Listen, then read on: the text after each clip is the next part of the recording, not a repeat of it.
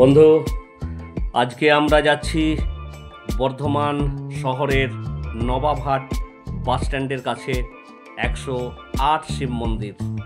Bardhaman station থেকে 4 kilometre রাস্তা এই 108 শিব মন্দির।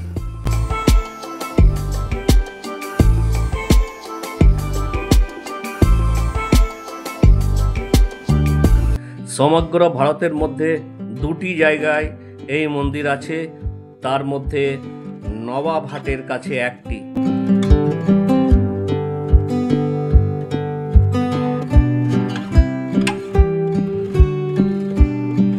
নামে 108 মন্দির হলেও এখানে আছে 109টি শিব মন্দির।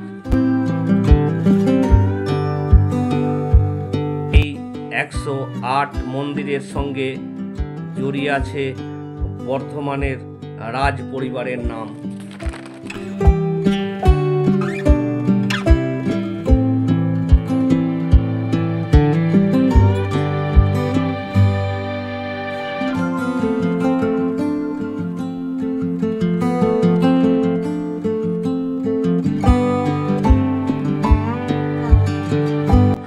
আজ থেকে 200 বছর আগে বর্ধমান শহরে এক ভয়ানক মহামারীর কবলে পড়ে। মহামারীর কবলে অসংখ্য মানুষের মৃত্যু হয়।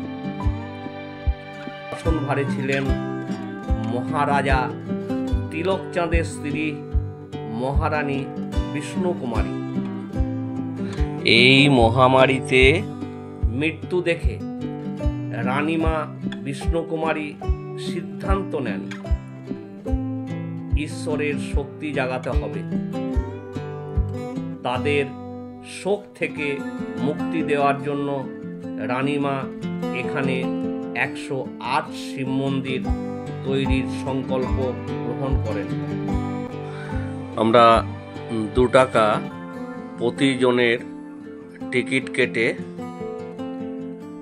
আমরা সপরিবারে আমরা মন্দিরের ভিতরে প্রবেশ করছি। আমরা মন্দির চত্বরে প্রবেশ করার পর আমরা ঠাকুরমশাইয়ের কাছে শিবলিঙ্গের পূজা দিয়ে আমরা মন্দির চত্বর প্রদক্ষিণ করতে শুরু করলাম। 108টি শিব মন্দির যেন জপমালার রূপ ধারণ করেছে। 109টি শিবলিঙ্গ, প্রতিটি কোষ্ঠী পাথরের তৈরি।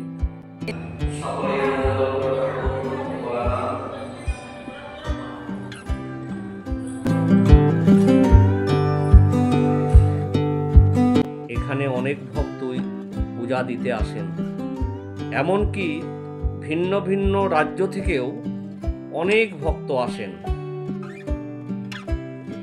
শিবরাত্রির সময় এখানে লক্ষ লক্ষ ভক্তের সমাগম হয়। এখানে এসে একটা যেন পজিটিভ এনার্জি পেলাম। এখানে মন্দিরগুলো আমাদের খুবই ভালো লাগলো। এখানকার পরিবেশ মনোরম পরিবেশ এবং খুবই শান্ত। গাছগাছালিতে সুন্দরভাবে সাজানো এই মন্দির। আপনারাও এসে ঘুরে যেতে পারেন। এই মন্দির চত্বরে গোল পুকুরটি খুবই সুন্দর। এই পুকুর থেকে জল নিয়ে এসে পূজা হয়। এই যে দেখতে পাচ্ছেন মানত বৃক্ষ, এখানে দর্শনার্থীরা এসে যে যার মানত করেন এবং তাদের মনোবাসনা পূর্ণ হয়। এক প্রাচীন অশ্বত্থ গাছ, অশ্বত্থ বৃক্ষ, এবং এখানেও একটি শিবলিঙ্গ প্রতিষ্ঠা করা আছে।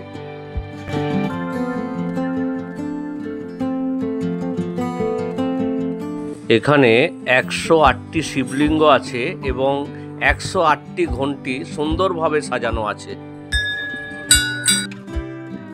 বন্ধুরা, এই মন্দির আপনাদের কেমন লাগছে কমেন্ট করে জানাবেন। ভিডিও ভালো লাগলে লাইক ও শেয়ার করবেন, সাবস্ক্রাইব করতে ভুলবেন না।